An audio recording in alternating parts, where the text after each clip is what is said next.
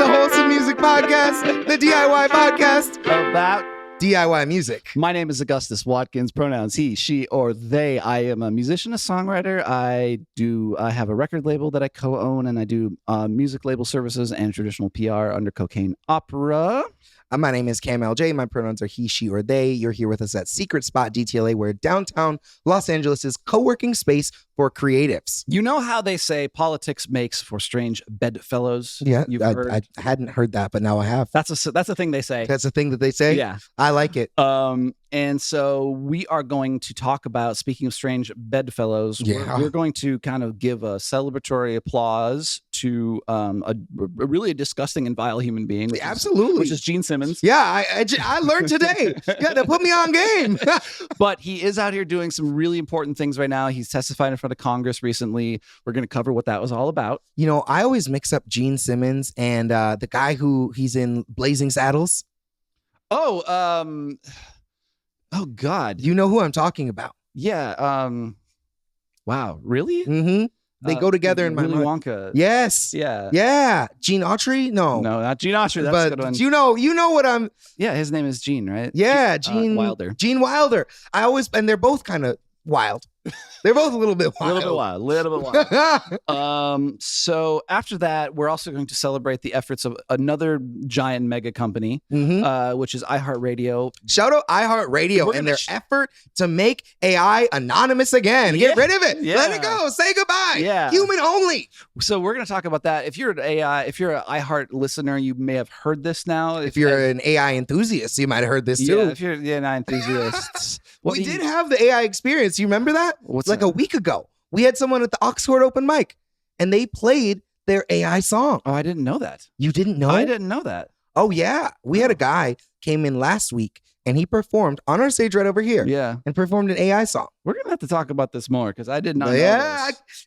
Okay. Education in the moment. Yeah, that's we do a weekly open mic, and I didn't know that. Mm-hmm. Finally, we're going to talk about, again, strange bedfellows. We're going to talk about private capital. Private capital. But in this case, it's Jay-Z, his private capital firm, and his investment that he's making in K-pop. That's right. So that's what's on tap for this episode. It's a good one. This is probably the last time you'll hear from us this year. Yeah. So let this be this is something like a holiday episode, and we're happy to be here for you. We'll see you in the next year. But for now, let's get into this episode. Let's do it.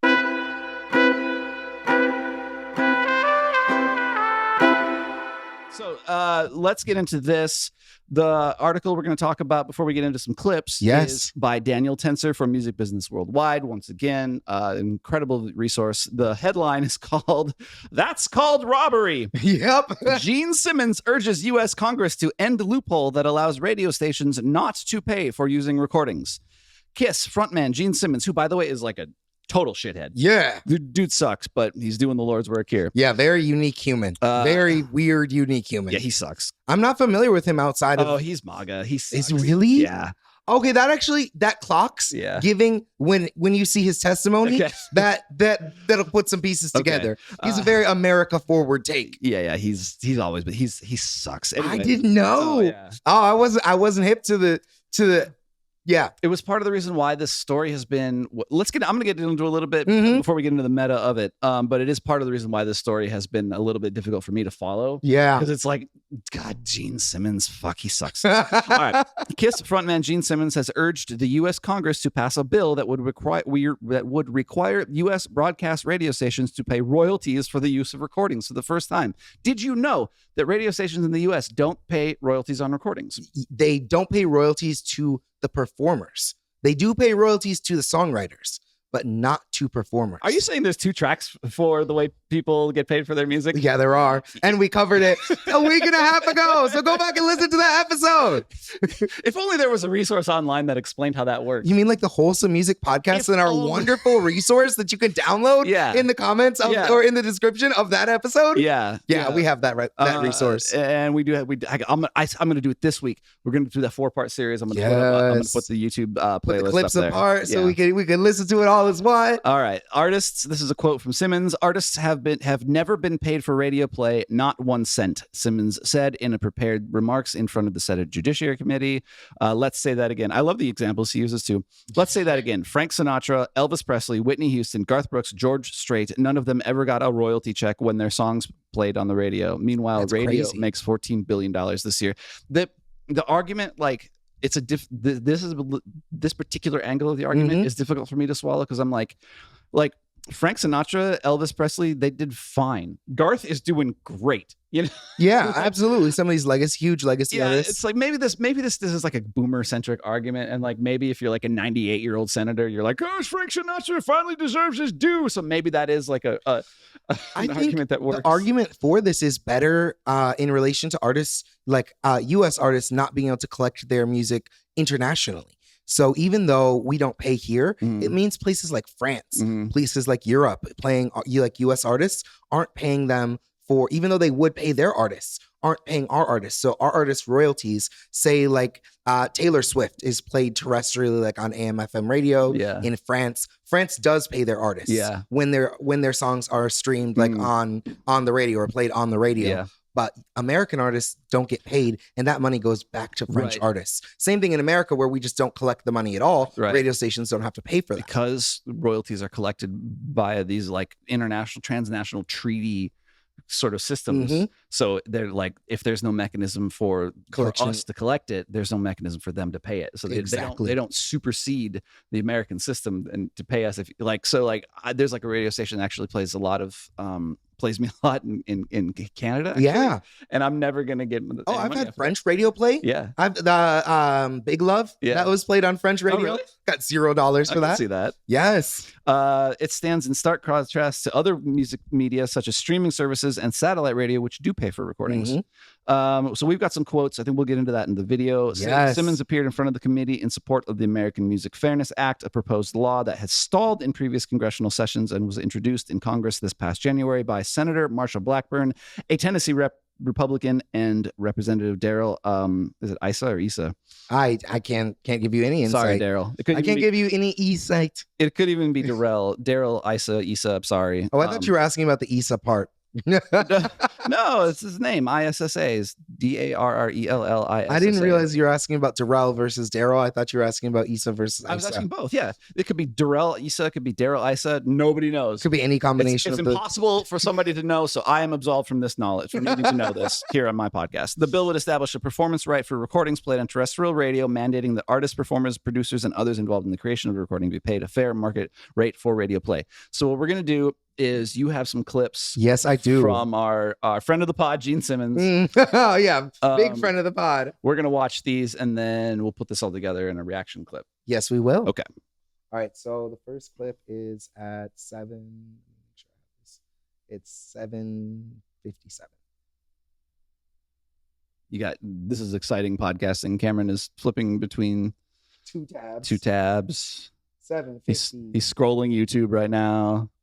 This is riveting stuff here. Are you ready? On the Wholesome Music Podcast. Let's so do it. Pleased that you are here. I appreciate the support in holding this hearing and bringing the issue forward. Okay. This is one that I've worked on since about 2008.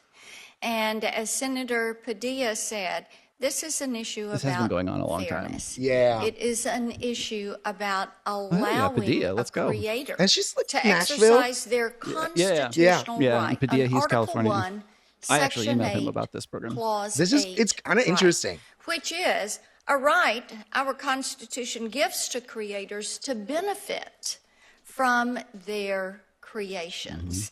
And of course, we know when it comes to AM/FM radio, One thing I do have to say there about has Senate been an inequity is that they are riveting. in this. Oh, yeah. So Times interesting. change, She's probably the most delivery sterile changes. of everyone. And of course, our creators should be compensated. You almost wanna I will watch her at, tell like, you, 1.5x. I Yeah, have found it really Watch us at 1.5x. so interesting 3x. that when you look at the civilized world This part. and you Yeah. look at all the countries that compensate our artists, we are unfortunately in a league with North Korea and Cuba Oh. and Cuba's not Iran in not valuing what the creator comes up with. Get your what the shit together, musician Cuba. Come on, America. What you got going on? So now we have the opportunity to right this wrong. And Gene Simmons I has think that his we can sunglasses only on. the United States At a Senate needs hearing. to be Or a congressional hearing. Senate hearing. standing in the same position that other entities, other countries are standing.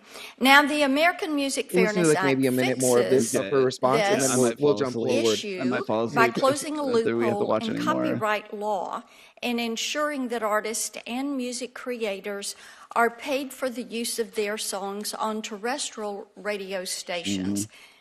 AMFA would bring corporate American Music Fairness radio Act. broadcasters in line with all other, get this, all other music streaming platforms. Wow.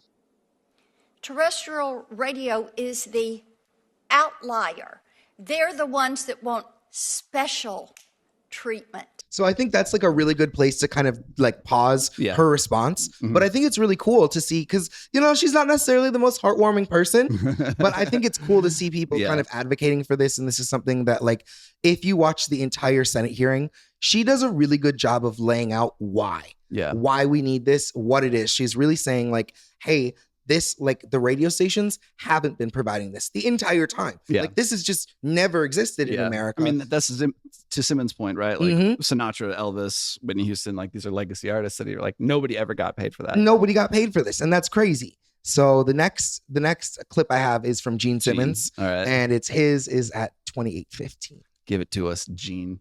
You know, I actually, okay, so I've never been a big Kiss fan, Neither. so I wasn't like aware of him really. Right. Like, he actually had to introduce himself in this clip for me to know who he was. Yeah. Like, because he earlier in this, he talks about like, I was in a little band called Kiss, and like goes and like they also flirt with him through this entire discussion. So anyway, without more, here's his testimony. Bing Crosby recorded perhaps one of the biggest songs of all time, White Christmas. What's more American than that? Yeah, Written by Gene. Irving Berlin. It's been The White on Christmas. radio, AM and FM. What's more American than later White FM, Christmas, and Gene? originally in AM, millions of times. Every Christmas, we and around the world are listening to I'm Dreaming of a White Christmas. That's America's song. Okay. Everyone received money. The radio There's stations layers of sold irony to that advertising. statement. There's layers. Plumber There's layers to it. plumbing got paid. Everybody, the disc jockey got paid. The only person that was never played for the airplay was Bing Crosby, which is astonishing. Yeah. That is crazy. Yeah. That is crazy. I want to talk about why this is called the American Fair. Music. You had gotta to- stop there. you had to American remember what it was Music called. Fairness Act. Yes, it's an act. Okay. That's fair. Okay. Because there isn't fairness. Okay, ongoing Gene. Right Okay, now, Gene. But it's American music. America. Last time I checked, Zimbabwe gave the world no music. I can't sing you a French song. Zimbabwe Nobody catching else. It's strays. America's music Get that shots rules fired in this Zimbabwe. planet. Elvis, baby, the king. Elvis, who sang hundreds and hundreds of songs, and I met the gentleman when he was alive, and sadly, Elvis never got a penny for all the times, all the millions of times that his music was played around the world. If you go to Africa, you ain't nothing but you hear that music. That is our emissary. That's bigger and cooler and better than any foreign minister. This that is so goes on. boomer coded. He's American right He about is. spreads he's right about with our America's like music, soft with our culture pop culture. and like Elvis investing in never that. Yeah. got Oh, a penny. my bad. You know who got No, all the no, money? I was so excited. And this is not to demonize Mr. Hidden, who's a powerful and attractive man. Powerful and attractive man. Came over and tried to dissuade me, which is a big word like gymnasium. But I'm a big fan of his, and more power to him. He works hard, and he's got 4 radio stations. God bless America. I hope you have 400. this bill, when it's passed, because the word "if" is for losers, we Oh, are go going for to it, Gene. Ah, It is school him. bipartisan. You will do the will of the people, because 70% of the United States of America, in a recent poll, said we want this injustice cured now and once and for all. I hate Getting close I to hate the this. I finish hate line agreeing does with not work. Gene Simmons on anything. Yeah. But he's right. You know, I thought he had a lot of fire in this. Yeah. I wasn't aware of it. You know, now that I'm more aware of his story, it gives you a lot of context for what he's saying and how he's saying it. Yeah. But the core of what he's saying is really, really valuable, I think. Yeah. We have one more clip. I think we can fit it in right now. 4249. And we'll jump over to 4249. So this is the radio station owner, Hinton. Yes. And he's really, really interesting. Has a lot of things to say. Even if you're just following this breakdown, I would go and watch the whole thing, because there's a lot We'll have a clip to it in our show notes and in our description. Rapidly, very quick order. Let's say that song is played on terrestrial radio. Are there any challenges to You notice able it's determine when that's being Tennessee played, and California providing the and same probably New kind York of leading mechanism the way for on this. compensation because that that's you where do music is stream happening. services? The mechanics behind doing that, fuck is this Senator, guy? would not be that difficult at all, as you Michael well know. who? He seems to be the only person who has an understanding of it in this hearing. About plays So this isn't and Hinton. artists and No, songs he responds. when almost all of these FM stations rebroadcast online. So in a way, we're already paying for the digital What part they're of their saying business. is And it is possible to track this, FM and part of their Hinton business is going to the much respond larger and say, part, like, $14 billion I don't know if we a year. can. And But the this sets it mechanics up of getting for us. the payments out would be quite doable. Thank you. Mr. Hinton, there are provisions in the bill that are designed to try to help smaller broadcasters. Tell us, if you would, why you believe those provisions are not workable. For, I think, college stations, it might be $100. For smaller stations, it might be $500 per year. Why are those carve-outs not adequate for the smaller stations? And for the larger stations, why shouldn't they pay the compensation of the artists they're airing? $100 a year. Well, the $500 exemption. This is the man that Gene Simmons thinks is attractive. To a small number of stations, but there are over 4,000 FM stations in the country, including some of mine, that would not fall under that exemption. And there are a lot of small market broadcasters right now that are barely hanging on. And understand, it's not $500. You're testifying in front of It's Congress. another I don't feel bad on for top you. of FCC regulatory You're fees some rich and all the dude. You own PROs that radio we're already stations. paid. I don't Radio feel stations are bad being for you. inundated, with PRO fees. So I'll just stop there, but you kind of get a sense of this vibe. Yeah. He's really upset about the fees and about the poor structure. guy. And so I just thought this was a fun thing for us to kind of open on. It is a really important act, and I want to see what happens with this. It's kind of like juxtaposed because there's a lot of weird shit that's going on, but it's a cool topic.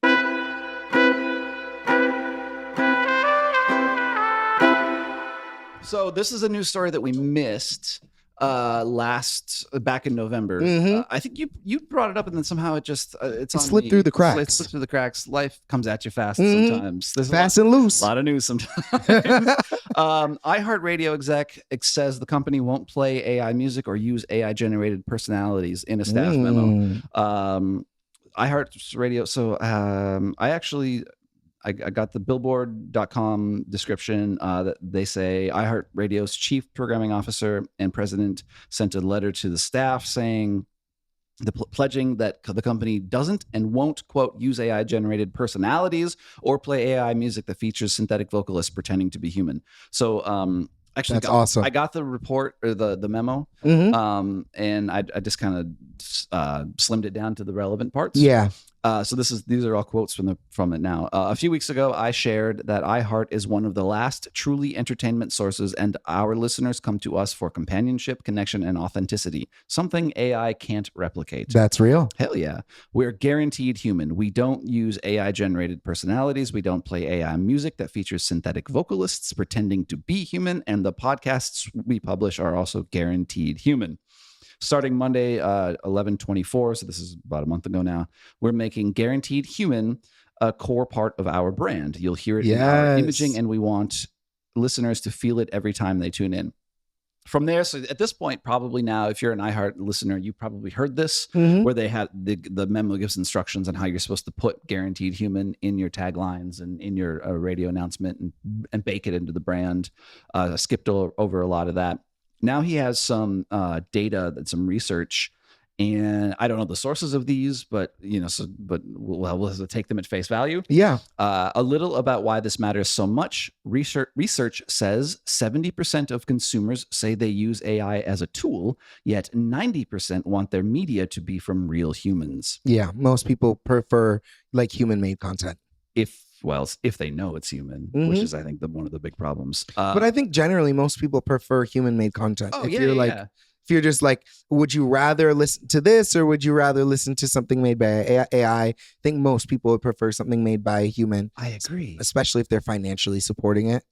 But when they don't know and they're a country fan and they hear "Walk My Walk," Yeah. they're not going to know, and they're going to like it just fine. And so, Sure. unfortunately, like that one of the kind of discussion points that we have to have about it always is like, how do we know it's real? It's cool that iHeartRadio is sort of putting the onus Branding on themselves. And yeah. saying, we're not going to do this. So Putting it on a wax. Yeah. Literally. Yeah. 92% use social media, but 2/3 say it makes them feel worse and more disconnected. 92% say nothing can replace human connection, up from 76% in 2016. Yeah. So that's an interesting, like that, more people had previously thought that something could replace human connection. Yeah. And now the public is 2016 AI wasn't even really a thing. I think 2016 was kind of peak techno-feudalism. Mhm. Like, we were very much like, ooh, we could live in this new future where all Yeah. these things, the robots can think for us and that'll be great. Yeah. And I think we kind of got our eyes on what that could look like and said, yeah, you know what? I like thinking for myself, actually. Also, like, I don't want who's in charge of this to be the people who are thinking. I don't want Grok To think for me? No, I'm okay without that. or I don't want Daniel Ek like selling weapons and convincing everyone that that's like in my best interest. And it's fucking weird. That's the best reality. 9 in 10 say human trust can't be replicated with AI. To be clear, we do encourage the use of AI-powered productivity and distribution tools that help scale our business operations, such as scheduling, audience insights, data, show prep, blah, blah, blah. Sure.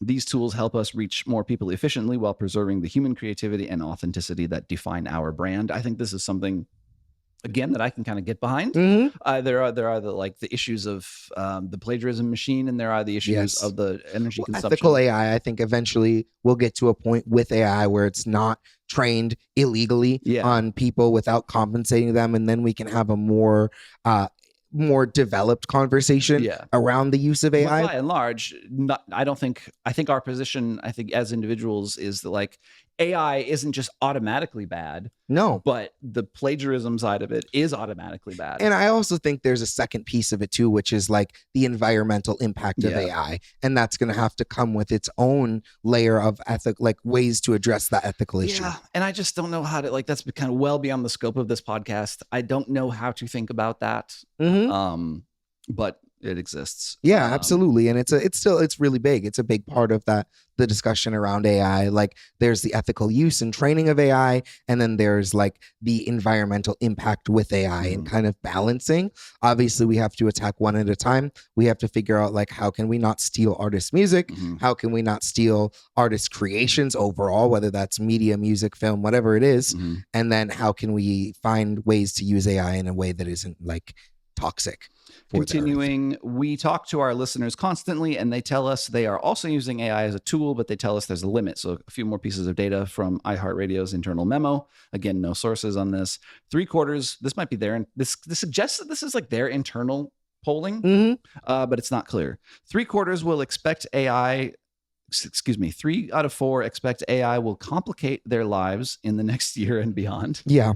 Yeah. You agree with that? Yeah, I do. I think there's a lot of things that like AI tells you it can do, and then you try to do with it, and it's like it either gives you a poor result or a non-functional result. Yeah. And I think you could have probably used that same time. Maybe you've been reprompting it, trying to make it do it correctly, and you could have just done it yourself in that time. 82% are worried about the impact AI will have on society. I am one of those 82. I'd love to hear what the 18% think, but like eight in America, in a country as big as America, like 18% of people who think something, it's like there's about 30% of Americans who are just fucking idiots. That would be about 50 million people. Okay. 18%. Can I trust you on that math? Because black people were 45% at 14. Okay. We're 45 million at 14%. Oh, okay. And so if you go up, I mean, it's loose. Like I'm not saying it's 50, but it'd be somewhere between like 45 and like 90, somewhere in that range. So 50 is a safe guess. Okay. Someone can do the real math. Yeah. But approximately 50 million people. Can't be trusted to do that. No, 2 out of 3 specialty. are worried about losing their jobs to AI. Are you worried about losing your job to AI? No. Yeah. I have no concern about losing my job to AI. There are aspects of my job that I think are now accessible to people, like mastering. Mastering is something where in 2015, if you wanted your song mastered, you were in Minnesota, you would come to someone like me. Yep. Now it's very easy to run your song through Ozone, but that doesn't impact my job. It just changes what my job looks like. Okay. I think that's fair. And funny enough, 2 out of 3 even feared that AI could someday go to war with humans. Yeah, I can see that in the long range. There's lots of sci-fi about that. In the long range, like sure, can see that reality. So the bottom line is, again, continuing with the quote, the bottom line is our research tells us that 96% of consumers think guaranteed human content is appealing. So we're leaning in. So that's the kind of the crux of the memo. That's huge. That's incredible. Yeah. Shout out iHeartRadio. Yeah. I think like one of the things, I don't know that I've heard of a company in the entertainment industry and in the music industry being so like clearly drawing the line. The big 3 record companies, they're getting into bed with AI. Spotify has no issue with AI. Of course. YouTube Music allows AI to be on the platform. It's limited. Like YouTube as a platform has limited where AI can exist. It's like way more prevalent in shorts than it is in long format, but it's not to say that it doesn't exist in long form, because it does. And so for iHeartRadio to take such a clear and direct stance saying, no, when you're listening to us, you're listening to real humans. That's cool. That lets people know where to go. Yeah. I don't have a big relationship with iHeart. I just know it's not my deal. Yeah, iHeart they've sponsored things. I know iHeart iHeart has been like a community player. I think iHeart, it kind of fits in like the Sirius XM category, fits in like with like, they're a big radio conglomerate. Yeah, they tend to be like built into your car. Or maybe part of a podcast you listen to. iHeartRadio, and then iHeart podcasts.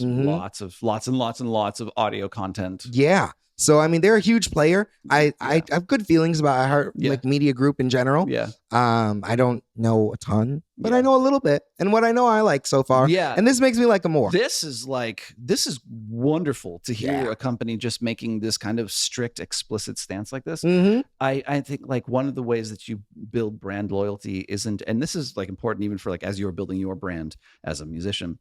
One of the ways you build brand loyalty is to kind of draw lines and tell people what you're against. I don't think it can't be the only thing, because then you're just the hater. Apple did a really good job with us. They said, or back in the day they did, they said Apple's security first. We will not sell your data. They made a very clear line that said, please come to us, want your data. We say no. And if you want that kind of security, to go to Apple. And have they done a good job maintaining that line? Not as much recently. But they did a good job of saying, hey, if this is what you're looking for, that's what we stand for. And that helps consumers and buyers know to go to you. And you can use that as an artist, let people know what it is that you're about and help brand yourself as a creative. And I think like a fantastic, just personally speaking, a fantastic brand to lean into would be something along the lines of iHeart, where just say like, if you are a human creator, this might be a really nice time to just kind of come out and say it. #human-made. Sure. Yeah. Like just be, I don't use AI in any of my production. Like just coming out and saying, we do not use any AI in anything we do from a content perspective. Like nothing is AI generated. We're not using AI tools. We're not building our show notes with AI. Nothing we do is from AI generated. And I think if you're a person who watches a lot of Wholesome Music Podcast, you know goddamn well where we stand on AI. I don't think we've been shy about that, but I think in this time, like, imagine the feeling that you feel when you hear that about a big company making a stance. Well, somebody could have that feeling about your brand. So among the ideas that I have that have come from this, I do think like you can take this personal piece, but I do think beyond that, as we've said, it's outside. Okay, there's an alarm. You guys for their gear. You guys won't hear it. Beyond that, I think it does have to be said that like this is pretty unique among radio stations and media groups. Yeah. I love it. Shout out iHeartRadio.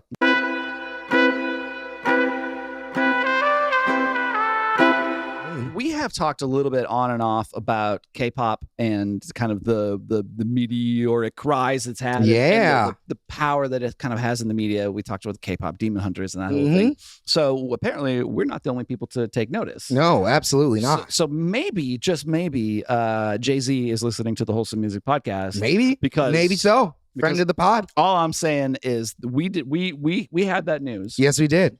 And we were the only people in America who had this news. We broke it. You heard it here first. And you heard it here exclusively. Yeah, only here. Now, Murray Stassen for Music Business Worldwide reports Jay-Z's MarcyPen Capital eyes a $500 million Korean culture investment fund in partnership with Hanwha Asset Management.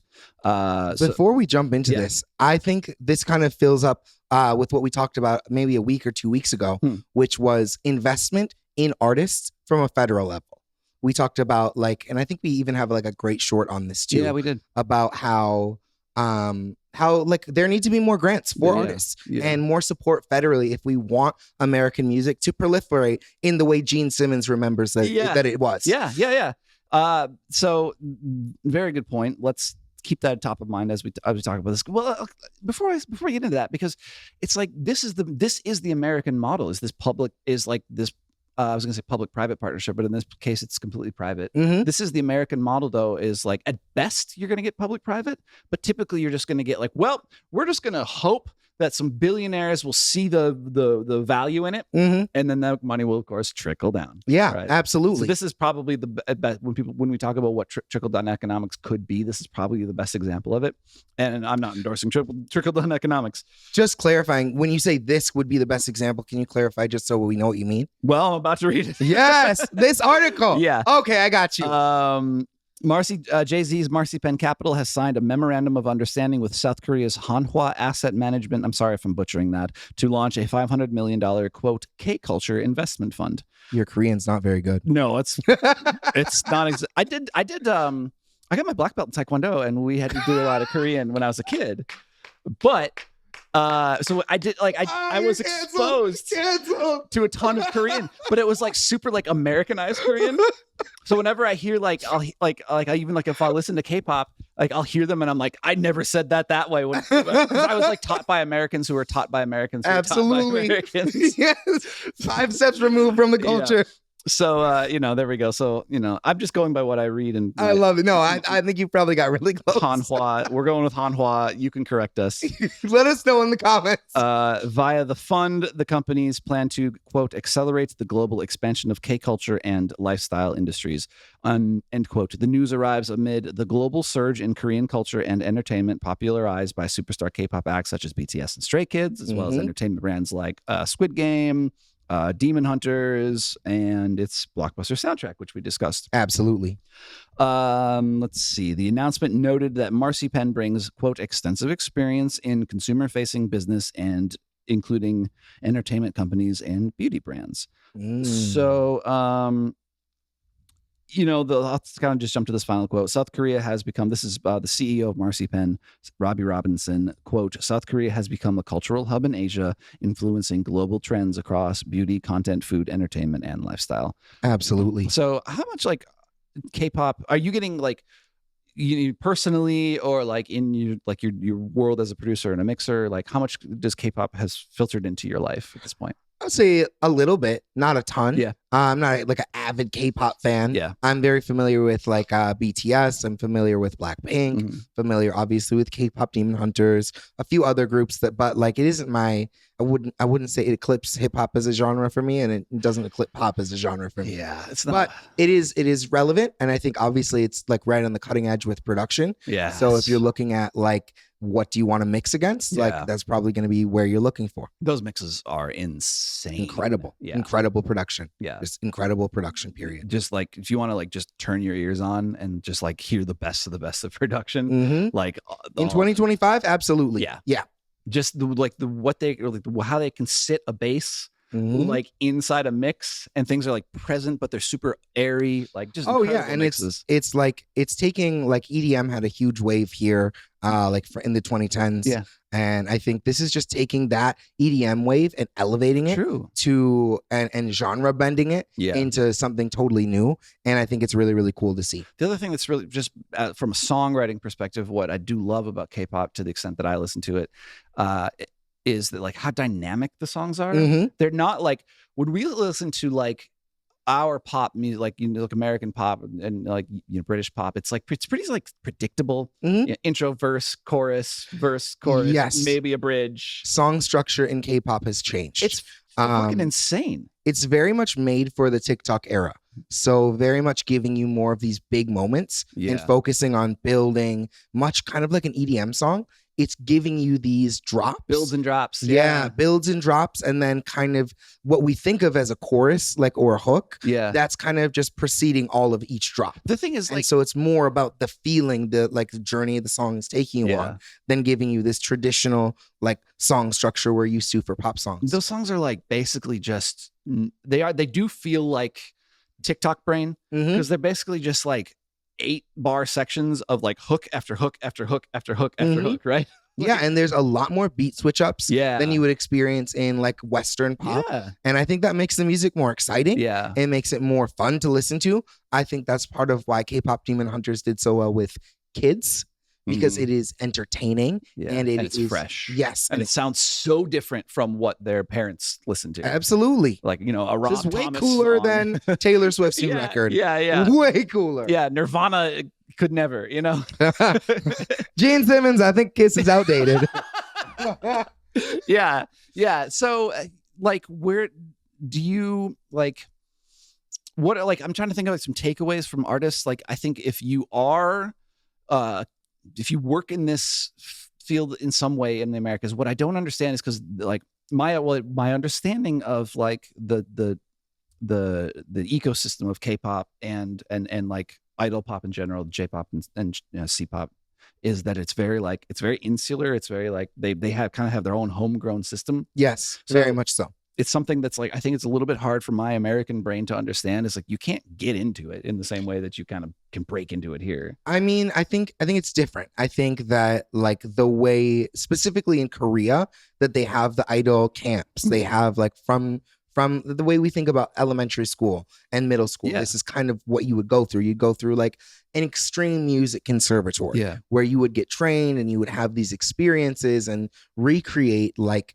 what it will be like for you, which is, I think, a really cool way to teach people music. Mhm. I think it could be also maybe extreme. Yeah. I think in some ways this maybe takes it too far, Yeah. but it is a cool immersive way of teaching people that I don't think we engage in the West. Like you Yeah. can say charter schools, they kind of try to do that. You can But a say, charter school could never make a K-pop group. I mean, I went to a music conservatory. I went to the St. Paul Conservatory of Performing Artists, and they tried to put us into artist groups. Yeah. Into artist groups, so that if you were in musical theater track, you could like make a play. Each year you try to complete a task that would bring you into your field. And I think this is taking that concept and expanding it to the maximum. Yeah. And then putting it on a national scale where if you do well in this, you will represent everybody Mhm. in a way that we kind of only do in America for the military. Yeah. So like, yeah. I think that's interesting, but it does make breaking into the K-pop space as a Westerner seem a little bit foreign, a little bit hard Yeah. to attain. But I would say- I think media helps. If you were going to maybe think about like how to apply, like knowing that like that K-pop is probably the next country music, maybe. Like it's gonna like K-pop is gonna be huge. Or the next hip hop music, maybe. Yeah. So like what could we take from it? If you're like, what do you want to take, knowing that like the money's gonna be there? I would say one thing is just like getting your ears really good and learning how like you were saying how they're at the cutting edge of production. Yeah. So like to be at the cutting edge of production. I also know like I know somebody who played with a big K-pop band. They did a festival. They did one of those big festivals. And I'm being it's kind of anonymous here. But they got hired to play on like one festival date when a big Korean band played America last year, a couple of years ago. So like there are ways that you can like enter the space. Yeah. I also know a woman here who's a part of our community who went to Korea and went through an idol camp. Wow. So it is something you can apply to Okay. and participate in. It's competitive. Yeah. And I do think it is an extreme experience. Obviously, you're going there, you're living there, you're staying in the country. It's a full immersion. So you're going to want to know. Should we go? No. I think we're too old. I think we've missed the mark. But I would love to see it. I would love to observe it. I would love to go see the culture, see like kind of how it works, see the systems. I'm sure you would learn a ton from it. It'd be so cool. Yeah. It'll be, but I don't think they would accept me personally. Even just to fail out would be, would be kind of fun, right? It would. I just don't think I'm pretty enough anymore. I mean, I just, I think between the two of us, we're pretty cute. Yeah. But I don't know if we're K-pop cute. I think that might be true. So just like as I think we're just going to continue to watch this space. This also strikes me as something we talked about. Homeboy getting into Talk to Me. That space. Oh yeah, of course. Timbaland. Yes. And his non-related shoes. And his exactly. So if there's one thing you take from this podcast, Timbaland is not the shoes. Nope. And that's all I have to say. No, I think that like there clearly is this energy going, and I do think you're right that like the that idol pop, K-pop is kind of the new urban music. Yes, I think this is a really good thing for us to kind of tie all of our areas together from today, which is I think obviously the music, like the music industry and like where like the Western music industry is shifted. I think K-pop is a great example of seeing the influence of Western music shifting over into Eastern culture, into Korea specifically, into Japan. I mean, this is where we're seeing things like the Labubus are coming from. That's where we're seeing other pieces of culture that are huge in China, TikTok, huge in of course, Korea, is famously Chinese. Absolutely. And I think we're just seeing the shift of the like cultural dominance of America and the West shifting over into these other countries. And I'm excited to see what that brings and how it shifts the media landscape. I think that's true. And I think alongside of that, as always, if we are looking for like the kind of the there's these seismic shifts, and then how can like a breath of fresh air kind of come up front underneath that, there is always going to be opportunity for people who can make it or find it. Yeah. To kind of to exploit those changes, or to be to either to like just to like stay on top of those changes and do something with their career, knowing that these things are happening. Places I think about that are areas of economic opportunity for musicians are places like the Philippines, places like Korea, India. Places like India, developing places that we've historically thought of as developing nations for entertainment. We're moving away from the Kiss. We're moving away from the Gene Simmons, and we're moving into the BTS era. So get on the ship. That's right. Or get off the boat entirely. Right. Jay-Z is on it. So let's go. Let's go. Okay. That has been the Wholesome Music Podcast for this week. As always, we are the DIY podcast about DIY music. Yes, we are. We are out here every week figuring this out. Yep. Every single week. So probably there's going to be, we are at the holiday season. We are not going to see you. I just want to let you know. Yeah. I mean, we'll see you, but we're not going to see you like we normally see you. Yeah. You'll see us, but we won't see you. So we're gonna take, you're traveling, I'm traveling. We have an episode in the hopper that I think we'll probably put out. Yeah, we do. So we'll kind of stick around for that. A little evergreen vibe. Yeah. But we're just gonna take a little bit of, we're we're going to like, it's probably bad for our statistics. It's probably bad for the algorithm. So make sure you like this episode. Yeah. And subscribe so that you get notifications when we do post again. Yeah. That's actually a really nice call to action. Subscribe because we're going to take a little break. Yeah. And so like, if you want to get this, make sure you got to get this when we come back. Absolutely. We're wishing you the most wonderful, happy holidays, whatever you're celebrating. Fucking right we are. Yes. We will see you very soon. And as always, thank you for joining us every single week. This is so much fun to do this all for y'all.